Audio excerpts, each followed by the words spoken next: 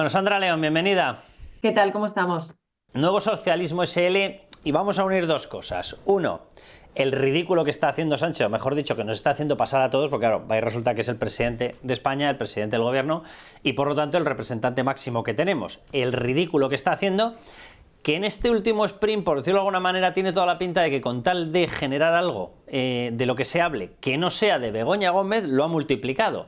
Y claro, ya directamente no es que hagamos el ridículo, es que nos hemos puesto poco menos que como principales colaboradores dentro de la Unión Europea de ese eje que está generando un desastre internacional de tres pares de narices, Moscú, Pekín, Teherán. Porque va y resulta que cuando ataca con más de 300 drones Irán a Israel, decimos, o dice, mejor dicho él, aquí estoy siguiendo atentamente. ¿Cómo que siguiendo atentamente? ¿Te importaría decir que es un ataque? ¿Te importaría decir que lo que están haciendo es un intento de matanza? Menos mal que han funcionado las defensas.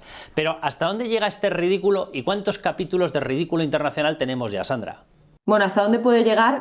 No lo sé, pero vamos, desde luego que muy lejos porque se supera, ¿no? Cada vez más. Pero, Carlos, yo creo que llevamos mucho tiempo diciendo que el presidente del gobierno está muy nervioso con todo el caso de su mujer, porque es verdad que ya no se habla del caso Koldo, ya casi ni se habla del caso PSOE, ahora mismo de lo que se habla es del caso Begoña Gómez y, por tanto, del caso Pedro Sánchez. Claro, y eso le deja en una tesitura muy delicada y de ahí ese nerviosismo que vemos cada vez que aparece públicamente y sobre todo en el Congreso de los Diputados. Pero en esta tesitura, ¿él qué es lo que hace? Pues intentar buscar un elemento de distracción. Y ese elemento de distracción en este momento pues no es otro que hacer una gira por Europa para tratar de buscar algún país más que le acompañe en su intento por reconocer a Palestina como Estado antes del verano, que es la fecha que él ha anunciado. Bueno, luego hablaremos de esto si quieres, porque esto además de ser vergonzoso, porque de alguna manera lo que está haciendo es poner a España como lacayo internacional de los terroristas de Hamas, es ridículo porque está claro que Palestina en estos momentos no puede ser reconocida como Estado, más allá de que se quiera o no se quiera, ¿no? Pero en medio de todo este asunto, este fin de semana lo que ha sucedido es que Irán ha atacado Israel con cientos de drones, cientos de misiles, y claro, cuando se produce un ataque de estas características, uno de los más graves en las últimas décadas, más allá de que luego Israel haya conseguido neutralizar esos lanzamientos, los distintos países tienen que pronunciarse, ¿no? Y el presidente del gobierno, lógicamente, tiene que decir algo al respecto. Él lo que hace es despachar este asunto con un tuit y, como bien decías, lo que dice es: seguimos atentamente los acontecimientos que suceden en Oriente Próximo y pedimos que esto no dé lugar a una escalada de violencia y tal y que cual. O sea, ¿cómo un presidente del gobierno de España puede hablar de lo que ha sucedido, de un ataque gravísimo como acontecimientos en Oriente Próximo? Pues claro, lógicamente esto ha sido recibido como un escándalo por los países aliados, que bueno, una cosa es que lo manifiesten o no públicamente, pero desde luego bien no les ha sentado, pero también por Israel, ¿no? Israel no se ha callado y el ministro de la Diáspora este fin de semana pues lo que hacía era responder a ese tuit de Pedro Sánchez con un mensaje muy escueto, pero que resume a la perfección no solo la posición del presidente de España en este asunto, sino de toda su política internacional. Cero absoluto, decía el ministro israelí. Claro, aquí el problema es que, o sea, la agenda nuestra está condicionándola el intento de Pedro Sánchez de no hablar de su mujer, cosa que es obvia. Te buscas una gira fuera. ¿Por qué te buscas una gira fuera? Para no estar dentro. Si estás dentro tienes mucha más densidad, por decirlo de alguna manera, de periodista, y tienes agenda además con mucha presencia de periodista nacional. Resulta, te van a preguntar muchas veces. Bien, ¿qué es lo que haces? De manual de político. Primero me largo, vale. Si te largas tienes que tener una disculpa. Disculpa que ha buscado nada más y nada menos que meterse en este avispero. Claro, va y resulta que es tan poco hábil, o tan necio, o tan inepto, que va y resulta que se mete en este follón justo cuando además va y resulta que Irán abre un ataque o lanza un ataque que es de los poquísimos que yo recuerde, el único que ha habido directo de Irán contra Israel. Entonces te acabas de meter en mitad del avispero cuando estaba la fiesta de la avispa. O sea, es que así tenemos a este señor. Claro, y una vez que estás dentro, no sabes cómo salir del ridículo y efectivamente lo que tú dices.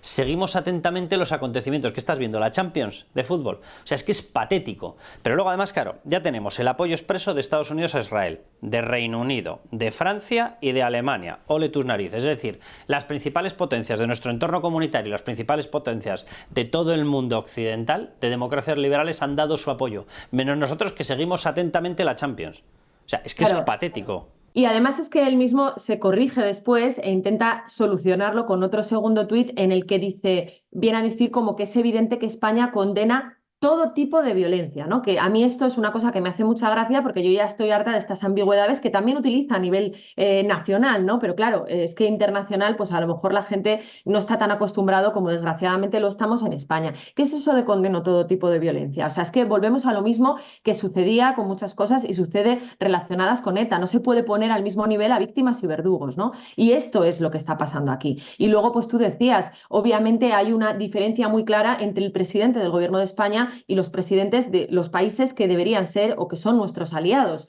Porque una cosa es que tú luego, una vez que condenes lo sucedido, puedas apelar, como ha apelado Francia, a, oye, vamos a intentar actuar con prudencia, que esto no suponga una escalada de violencia, vale, luego ya pones los peros que quieras. Pero lo primero es una condena firme y enérgica, que es lo que no hizo el gobierno de Pedro Sánchez con los atentados de Hamás del pasado mes de octubre y lo que vuelve a no hacer ahora, dejando claro de qué lado está, que siempre, tanto a nivel nacional como internacional, es del lado de los terroristas. Y esto es una Claro, aquí vergüenza.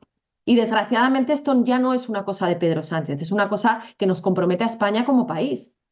Y sobre todo, vamos a ver, aquí al final la gente que sabe de esta historia y que sigue a nivel de inteligencia, a nivel de servicios de espionaje, lo que está ocurriendo con este recalentamiento obvio de la Guerra Fría, ya tenemos dos acciones que no tienen nada que ver con una Guerra Fría. Tenemos dos acciones de guerra caliente, es decir, tenemos dos acciones, Rusia invadiendo Ucrania y tenemos los ataques contra Israel, primero de Hamás y ahora de Irán. Es decir, ya no estamos en una situación neta o pura de Guerra Fría, estamos por lo menos en una situación pseudomista. Vale, perfecto, bien.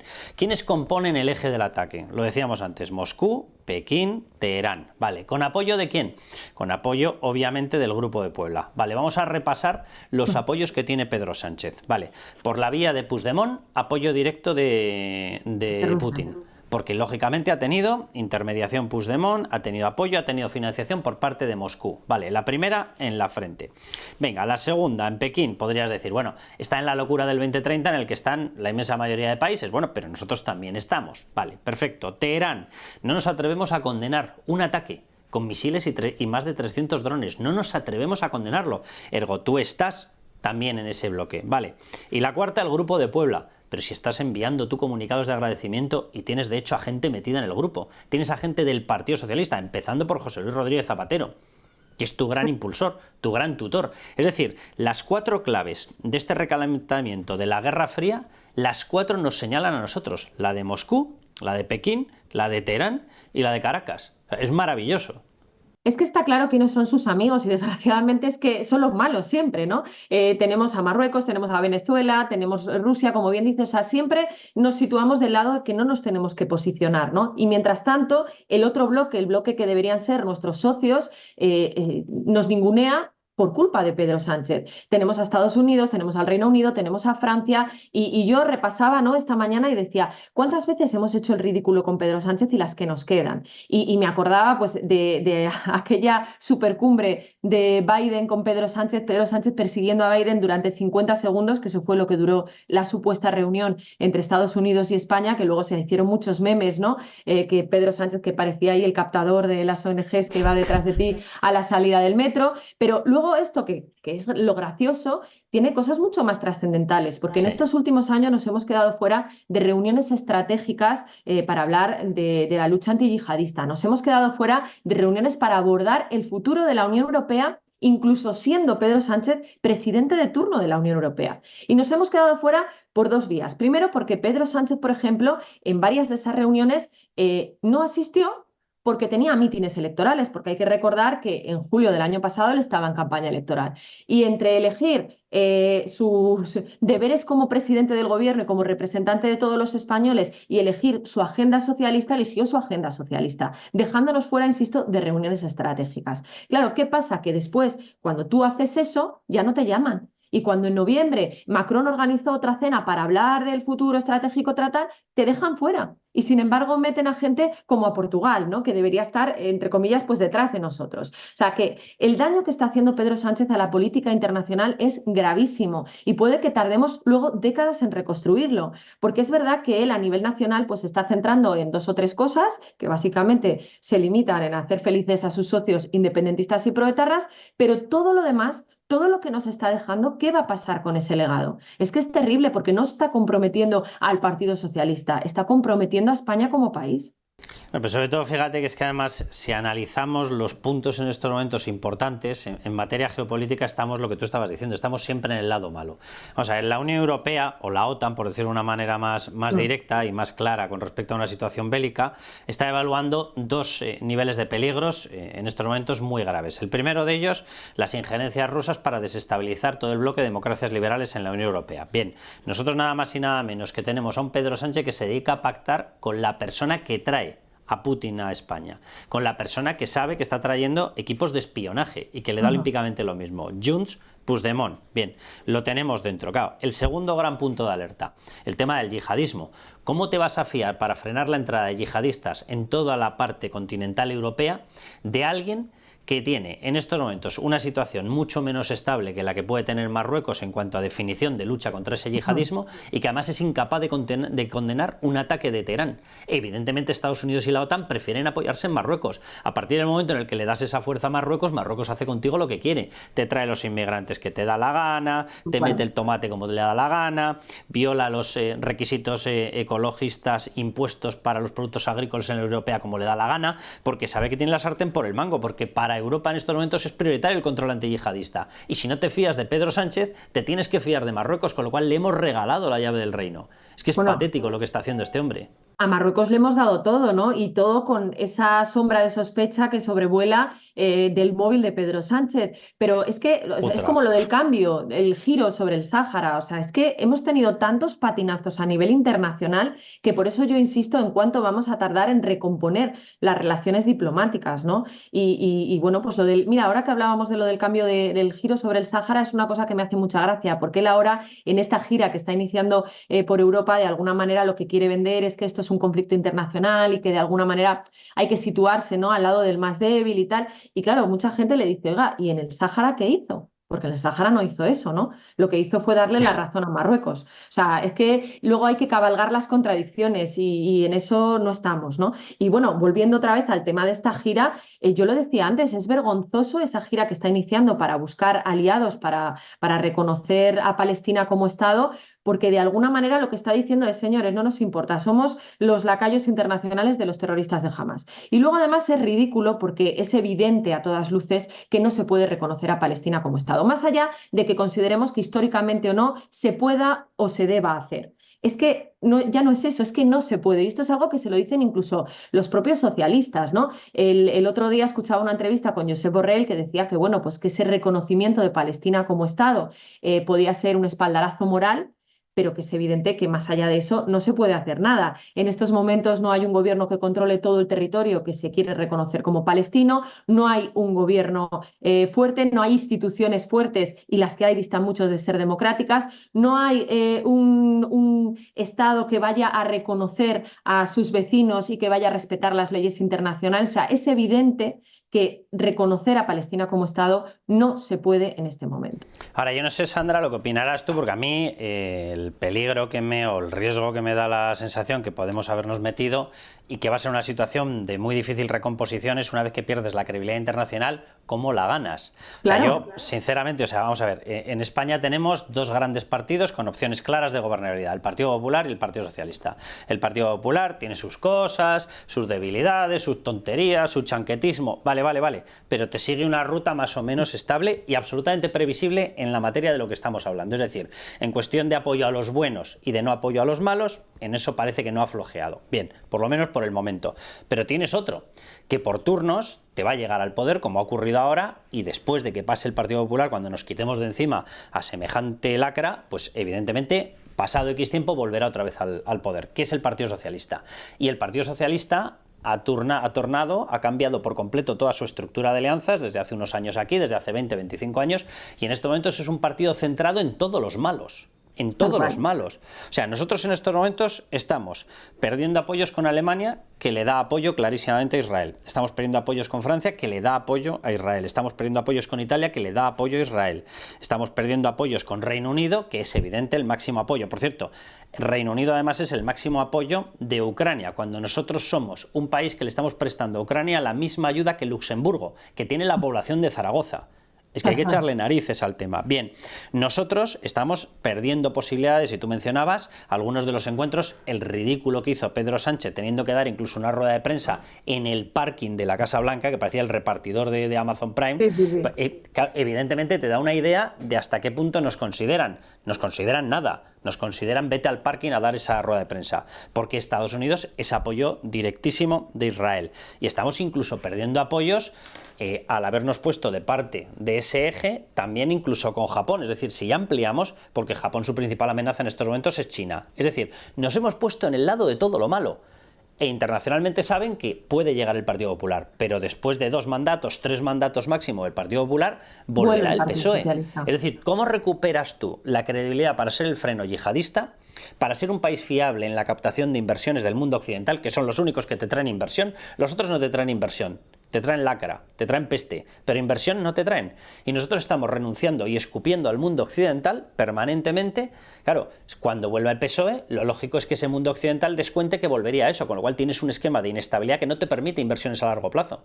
Es un esquema de inestabilidad que además es que no se contempla en la vía diplomática, ¿no? Las relaciones internacionales son muy complejas y precisamente por eso el valor de un gobierno a nivel internacional es que sea previsible, porque tienes que mantener una línea, una coherencia, no hacer aspavientos, o sea, todo lo contrario de lo que hace Pedro Sánchez. Y esto efectivamente es un problema y por eso yo insisto mucho en qué va a pasar, ¿no? Y cómo vamos a poder recuperar esa credibilidad, ese papel que a todas luces estamos perdiendo a nivel mundial, ¿no? Y bueno, pues no lo sé, sinceramente, a mí me parece que estamos en una posición muy delicada y que además efectivamente siempre va a ser así cada vez que gobierne el Partido Socialista, porque además muchos de estos aspavientos, muchas de estas alianzas y demás vienen dadas por los propios socios de Pedro Sánchez. O sea, en el caso de que nos ocupa Totalmente.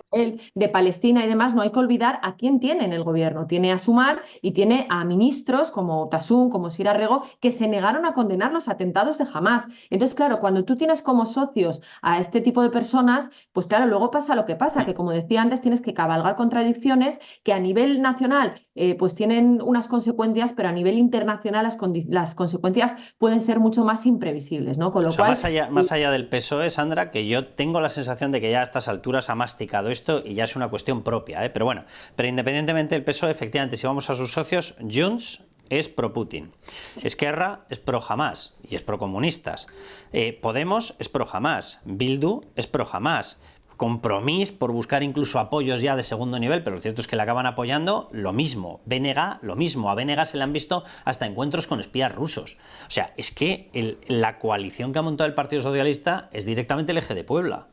Tal cual. O sea, es que por eso digo que muchas veces cuando vemos a los socios de gobierno también hay que analizar lo que hay detrás, ¿no? Porque podemos reducirlo a 4 cosas, ¿no? De, bueno, pues Esquerra Republicana lo que quiere es Cataluña y punto tal. No. O sea, tiene mucha más trascendencia lo que son los socios de gobierno y en el plano internacional, pues mucha más importancia, ¿no? Pero vamos, efectivamente, Pedro Sánchez se ha juntado con lo mejor de cada casa y como además el problema que tiene el Partido Socialista es que se ha tenido que juntar con tantos partidos para poder gobernar, pues tiene presiones de todo tipo, ¿no? Y de ahí, pues las cosas que estamos viendo. Entonces, bueno, pues aquí vemos lo que vemos, que luego además a él le viene bien, como decimos, para intentar tapar el caso de Begoña Gómez, que sigue ahí y bueno, y seguirá. Y entonces, bueno, pues mientras se hable de otra cosa, pues no se habla de eso.